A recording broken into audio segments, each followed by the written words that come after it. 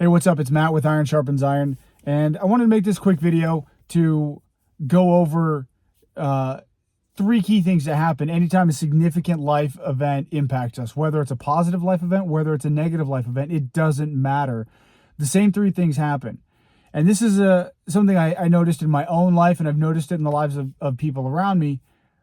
But the idea kind of came to life the other day when I was reading in the Bible about the children of Israel and as they came out of Egypt.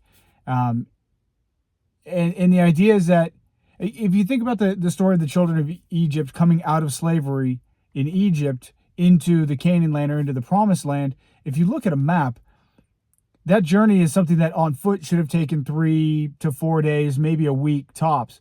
But if you believe the stories of the Bible, it took over 40 years.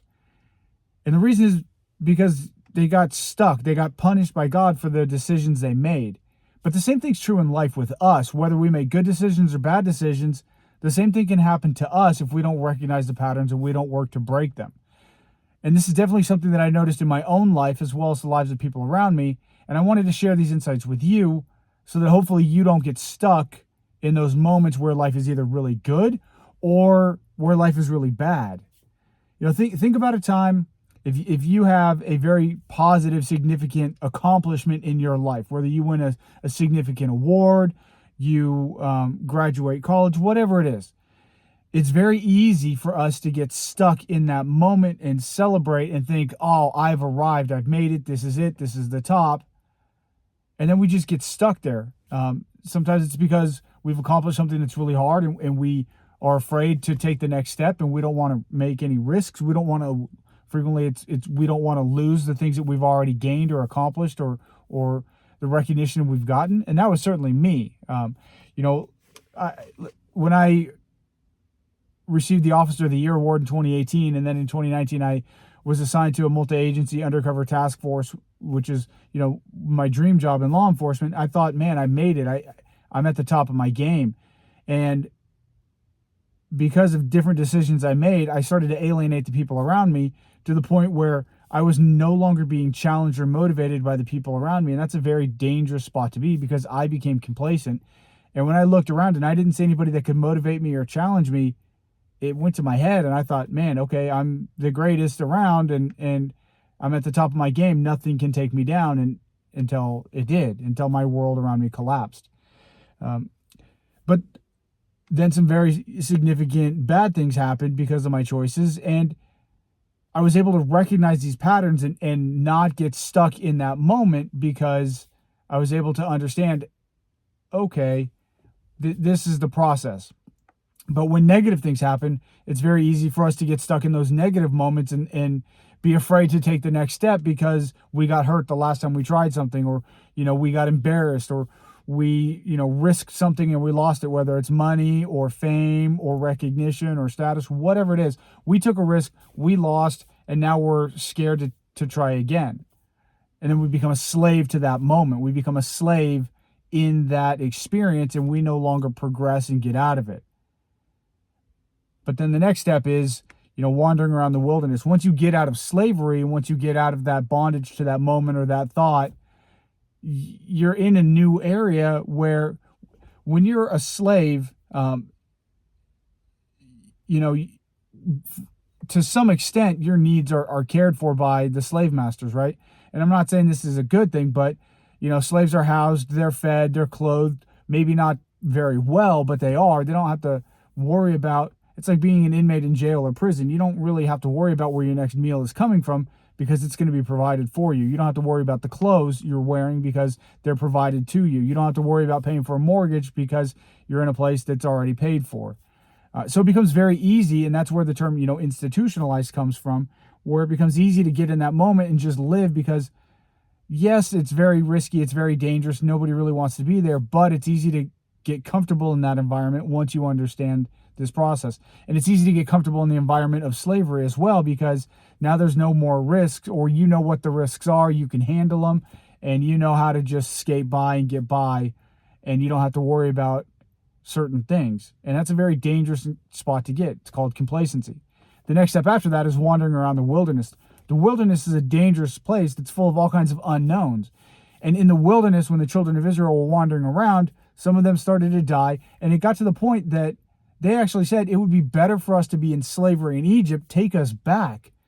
But wandering around in the wilderness is a two-edged sword, because it can seem like wandering around the wilderness, it makes it seem like slavery is a good thing because you don't have to worry about certain things. But at the same time, it can also seem like the wilderness is the greatest thing ever because it's not slavery. And when you're wandering around the wilderness and you're comparing the freedom and the new life you have compared to what slavery was, then sometimes we get into the thought process that the wilderness is, I've made it. This is where I'm supposed to be. This is the promised land, just because it's not slavery. And we can get stuck in the wilderness and not make it to our full potential. And that's kind of the area in life I'm at right now, that I need to challenge myself and break myself out of that. I've gotten out of the slavery idea of being held bondage or captive by bad mistakes or good, outcomes and good achievements. I'm no longer being held captive by that, but wandering around the wilderness right now, trying to figure out, is this all there is? Like, the life I have now is better than the life I had. That's great. But is that all there is? And then the third step of the process in this analogy is the promised land, entering into the promised land.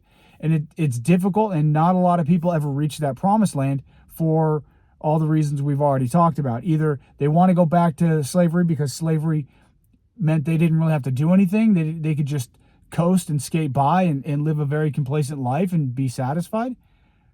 Or maybe they wandered around the wilderness for good or bad. Maybe they liked it, maybe they didn't, maybe they got lost, who knows. But at least they didn't have to step out and take that extra risk to get to the promised land, and they weren't disappointed. Because when you have low expectations, you're not going to be disappointed. But at the same time, when you have low standards, you're not going to achieve anything significant. And that's kind of where I've been for the last year of my life. And I really need to break out of that. And that's kind of what helped motivate me to make this channel and put out some of these messages, because I know I'm not the only one going through it. So if you've ever struggled with wandering around the wilderness or possibly wanting to go back to the old life of slavery, metaphorically, put it down in the comments below. What was it like for you? What helped motivate you? What helped get you out of that mindset to get to the next step? And if you've wandered around the wilderness and said, this isn't for me, but I ain't going back, I'm going to the promised land, how did you do it? Share your stories below so that we can talk about it, so that you can help motivate me and you can help motivate some of the other people that are watching these videos, and we can build a community where iron truly sharpens iron, where we're challenging each other and pulling each other up, giving each other boosts because of the experiences we've had, for good or worse. I've gone through some pretty crazy stuff. Some of it, most of it, was because of the decisions I made, and I have to deal with it. But now is the time for me to get out of the wilderness and to press on through to the promised land. And I know I'm not alone in that. So my commitment to you, my challenge to you, is going to be a twofold thing. One, these videos are going to keep coming because that helps get me out of my comfort zone. Whether one person watches them, whether a million people watch it, it doesn't matter to me. Somebody out there is going to eventually see it that needs to hear it. They're going to get some motivation from it. And that's really all I care about. Because I know I'm not the only one going through these weird, dark times.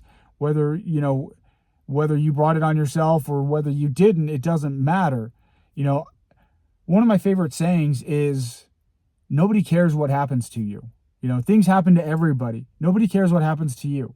But I promise you, everybody is watching to see how you respond to what happens to you. Everybody cares about how you handle what happens to you. So take this time in this moment to think of those 3 stages of life after you have a significant life event, for good or bad, whether it's a good event or a bad event. Think about the slavery that event could cause and get you to get caught in that moment. Think about wandering in the wilderness, when you're struggling between where should you go and where have you come from. And then think about the promised land. Think about where you're at in life right now, with whether it's a relationship, whether it's a business venture, whether it's employment, whether it's something with your kids, or whether it's just a self-reflection journey. Think about where you're at and where you want to be, and think about where you've come from, and realize that this is a multifaceted journey, and that there's those 3 places, but the best place to be is the promised land. So hopefully this challenges you. Hopefully this motivates you in some way. And if it does, please hit that like button, share this video with somebody else that can benefit from this message. And until next time, I'm Matt. This is Iron Sharpens Iron. Thanks for watching.